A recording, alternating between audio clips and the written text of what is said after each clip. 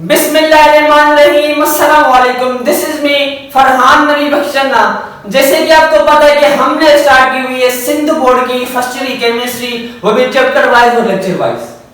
देखिए last topic जो हमने डिस्कस किया था वो था relation between reactants and products. उसमें हमारे पास फर्स्ट रिलेशन था जिसका नाम था मास मास रिलेशनशिप। यानी हमारे पास जो दोनों सब्सटेंस मौजूद थे वो सॉलिड फॉर्म में थे।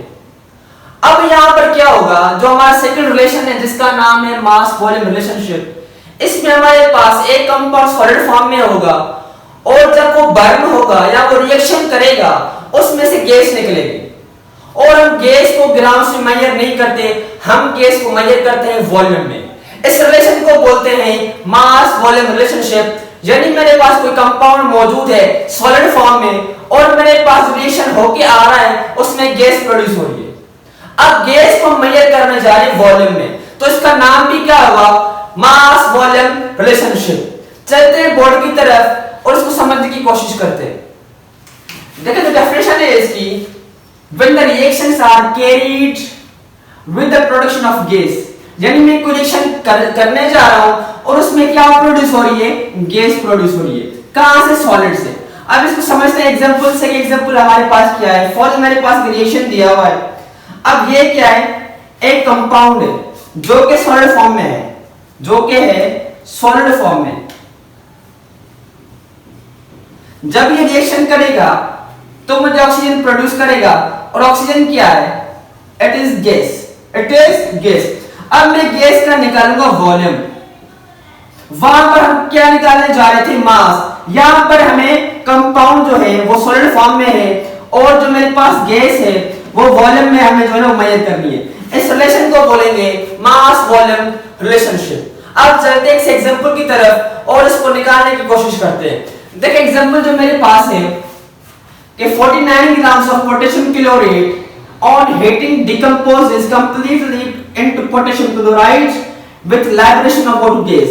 अब यहां पर वही एग्जांपल मैंने जो है ना वो इसमें बुक में जो आपके पास है, जो मैंने आपको अभी बताया कि मेरे पास कंपाउंड है पोटेशियम क्लोराइड, इसका नाम है पोटेशियम क्लोराइड। ये जब रिएक्शन करके बर्न होता है तो देता है पोटेशियम क्लोराइड और ऑक्सीजन गैस जो लिबरेट करता है।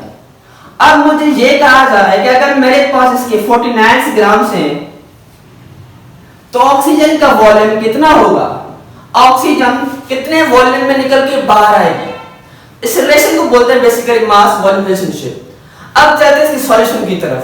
अच्छा, जब हम मास वॉल्यूम निकालेंगे तो ये डायरेक्ट नहीं होगा, पहले हम निकालेंगे गैसेस का मास, फिर उस मास की मदद से हम निकालेंगे इसका वॉल्यूम। तो चलते हैं बोर्ड की तरफ और सॉल्यूशन को समझने की कोशिश करते हैं। देखिए यहां पर मेरे पास क्या है, पोटेशियम क्लोराइड बर्न हो रहा है। मैं यहां पर लिख लूं रिएक्शन में क्या हो रहा है, यहां पर हीटिंग हो रही है, मतलब ये बर्न हो रहा है या डिकम्पोज हो रहा है। हीटिंग का अमल हो रहा है, आप समझ रहे, हीटिंग का अमल हो रहा है। अब हीटिंग का अमल जब हो रहा है तो ऑक्सीजन मेरे पास प्रोड्यूस हो रही है। अब मुझे पता है कि जो पोटेशियम क्लोराइड का एटॉमिक मास है, मोलर मास है सॉरी, वो है, मेरे पास गौर से सुनना, वो है 122 ग्राम्स। कितना है, 122.5 ग्राम इसका मोलर मास है। अब क्योंकि इसके 2 मोल्स हैं, मैं इसको 2 से मल्टीप्लाई करूंगा, 122.5 को मैं जब मल्टीप्लाई करूंगा तो मेरे पास जो आंसर निकल के आएगा वो होगा 245 ग्राम्स। अब ये मेरे पास क्या है, मोलर मास है किसका, पोटेशियम क्लोराइड का। वैसे इसका 122.5 है लेकिन इसके 2 मोल्स तो इसको मैं 2 से मल्टीप्लाई कर लूंगा। अब जब हम मास रिलेशन बना रहे थे मास मास में, सिंपल यहां भी वही करेंगे, कोई फर्क नहीं है, यहां तक इसमें कोई फर्क नहीं है। चलते स्टेप्स को रिपीट करते हैं कि अगर मेरे पास 245 ग्राम्स मौजूद है पोटेशियम क्लोराइड के, तो मुझे 96 ग्राम्स दे रहा है किसके, ऑक्सीजन के। अब ये 96 क्या है, ये ऑक्सीजन का मोलर मास है। ये मैंने कैसे निकाला, मैं आपको सिखा देता हूं। यहां पर मेरे क्या है, ऑक्सीजन के 2 एटम्स मौजूद है, तो 32 को मैंने मल्टीप्लाई कर लिया 3 से, तो मेरे पास आंसर निकल के आया वो है 96 ग्राम्स। आई बात समझ में।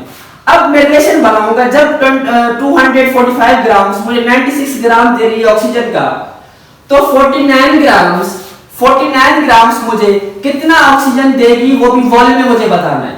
तो पहले इसका मैं निकालूंगा मास, कि डायरेक्ट नहीं होता, पहले हम इसे मास निकालते हैं। ये बात ज़हन कर लें कि हम जब मास वॉल्यूम कैलकुलेशन करेंगे तो उसमें पहले क्या निकालेंगे, उसमें पहले मास निकालेंगे। तो 49 ग्राम्स मुझे ऑक्सीजन कितना मिलेगा। अच्छा ये मैं कर रहा हूं बाय रेशियो प्रोपोर्शन। इसके करने के 2-3 तरीके लिए ये बिल्कुल आसान है और इजी भी है। एमटीकेट के स्टूडेंट जो इसको देख सकते हैं, आई बात समझ में। अब चलते हैं रिलेशन बनाते हैं। 255 ग्राम्स 96 दे रहा है, 49 कितना देगा। अब मैं इसको यूं भी लिख सकता हूं 245 divided by 96 is equal to 49 divided by x। अब इसको मैं मुझे मालूम करना है तो इसको मैं यहां निकाल के आऊंगा और वो यहां पर डिवाइड पर जहां जाके मल्टीप्लाई में होगा। ये बात समझ में, ये मैथ का एक रूल है। जब मैं ऑक्सीजन का मास निकालूंगा तो ऑक्सीजन का मास कितना निकल के आएगा 90 ग्राम्स। यानी मेरे पास 49 ग्राम्स अगर मैं बर्न करूं पोटेंशियल किलो रेट के तो मुझे 19 ग्राम्स मिलेंगे। किसके मिलेंगे, ऑक्सीजन गैस के। अब यहां पर मैंने इसका मास निकाल लिया, यहां पर इसका क्या है मास। अब याद रखना मैंने आपको फार्मूला पढ़ाया था मोलर वॉल्यूम में कि वॉल्यूम बराबर होता है moles multiply by 22.4 DM cube के। तो हम वही फार्मूले को यहां पर लेके आएंगे और उसका इस्तेमाल करेंगे। अब यहां पर देखें कि ग्राम्स मेरे पास आ गए, आगे बात समझ में। अब जो मैंने आपको फार्मूला पढ़ाया था मोलर वॉल्यूम का, ये है molar volume, this is molar volume. जो मैंने आपको फार्मूला पढ़ाया था मोलर वॉल्यूम का वो था moles multiply by 22.4 DM cube, ये एसटीपी पर। ये मैंने आपको पढ़ाया कि एसटीपी क्या है। अब जब इसको फार्मूला में एक्सपेंड करूंगा कि मोल्स बराबर होता है mass given mass upon molar mass multiply by 22.4 DM cube. अब यहां पर देखिए जो मुझे मास मिला गिवन वो कितना मिला 19 ग्राम्स, और मुझे जो ऑक्सीजन का मोलर मास है वो कितना है 16, लेकिन इसके दो एटम से तो कितना होगा 32 होगा, इतना होगा 32 होगा, और इसको मैं मल्टीप्लाई कर लूंगा 22.4 डीएम क्यूब से तो मेरे पास जो आंसर निकल के आएगा वो आएगा 13.4 डीएम क्यूब। यानी अगर मैं 49 grams of potential kilo rate को बर्न करूं, हीट करूं, डिकम्पोज करूं तो मेरे पास जो ऑक्सीजन गैस प्रोड्यूस होगी वो कितनी होगी 13.4 डीएम क्यूब।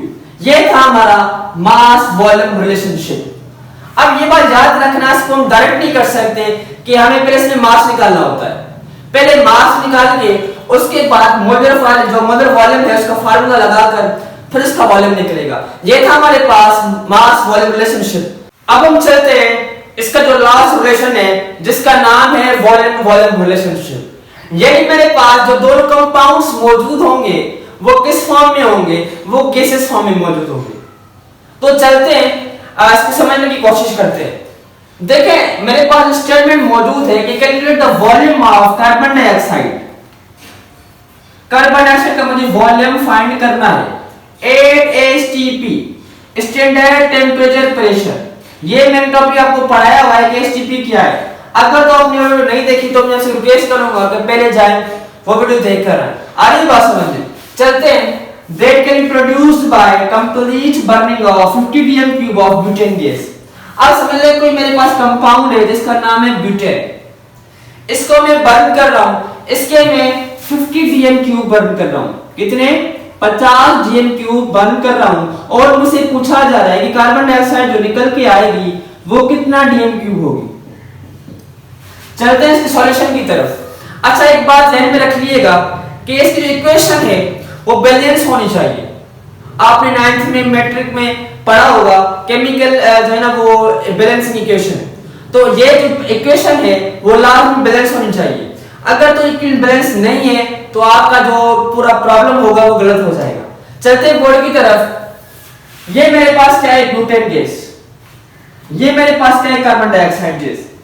अब यहां पर जब मैंने इक्वेशन को बैलेंस किया हुआ है तो मेरे पास जो डेटा बन के आ रहा है या मेरे पास जो रिलेशन बन के आ रहा है कि 2 डीएम क्यूब। अच्छा मास में हम क्या कर रहे थे, इसका मोल कंसीडर कर रहे थे, लेकिन जब हम वॉल्यूम समझने जा रहे हैं तो हम क्या करेंगे, जो कोफिशिएंट होगा उसको हम वॉल्यूम समझेंगे। तो यहाँ पर कार्बन डाइऑक्साइड का जो वॉल्यूम है कितना है 8 dm क्यूब, यहां पर कितना है 2 dm क्यूब। अब मैं रिलेशन बनाऊंगा तो मेरे पास 2 dm cube of butane gas कितना देगा 8 dm cube of carbon dioxide. अब मुझसे पूछा क्या जा रहा है कि जब मेरे पास 50 dm क्यूब होगा तो मेरे पास कार्बन डाइऑक्साइड कितने dm क्यूब होगा, इसको मैं करूंगा z1 से सॉरी। अब मैं रिलेशन बनाऊंगा कि 2 dm क्यूब दे रहा है 8 dm क्यूब, तो 50 कितने देगा 50 कितने देगा। अब सिंपल मैं इसको यूं भी लिख सकता हूं 2 divided by 8 50 divided by x। अब इनकी होगी क्रॉस मल्टीप्लिकेशन, ये मैथ का रूल है क्रॉस मल्टीप्लिकेशन ये होगी इसकी क्रॉस मल्टीप्लिकेशन। जब क्रॉस मल्टीप्लिकेशन होगी तो x यहां जाएगा 8 वहां जाएगा। अब मुझे क्या फाइंड करना है, x फाइंड करना है। इसको मैं मल्टीप्लाई कर लूंगा, इसका जवाब आएगा 400। इसको मैं सिंपल डिवाइड कर लूंगा 2 से, तो मेरे पास जवाब निकल के आएगा वो आएगा 200 dm क्यूब। यानी मेरे पास अगर 50 dm cube of butane gas मौजूद है तो उसमें जो कार्बन डाइऑक्साइड निकल के आएगी वो कितनी निकल के आएगी 200 dm क्यूब। तो हमारे तीनों रिलेशन जो थे वो अल्हम्दुलिल्लाह से मुकम्मल हो गए। जो फर्स्ट वीडियो थी हमारी उसमें वीडियो थोड़ी लंबी हो गई थी तो मैंने सोचा कि उसको जो है 2 पार्ट्स में बना लिया जाए। तो ये थे हमारे रिलेशंस मास वॉल्यूम वॉल्यूम। इसके जो प्रॉब्लम्स हैं जो आपके बुक में हैं उसमें एक्सरसाइज में, वो मैं ट्राई करूंगा कि लास्ट में करवाऊं। ये था हमारा आज का टॉपिक। अगर तो वीडियो अच्छी लगे तो लाइक भी कर देना, सब्सक्राइब भी कर देना, अगर नहीं लगे तो फिर भी कर देना।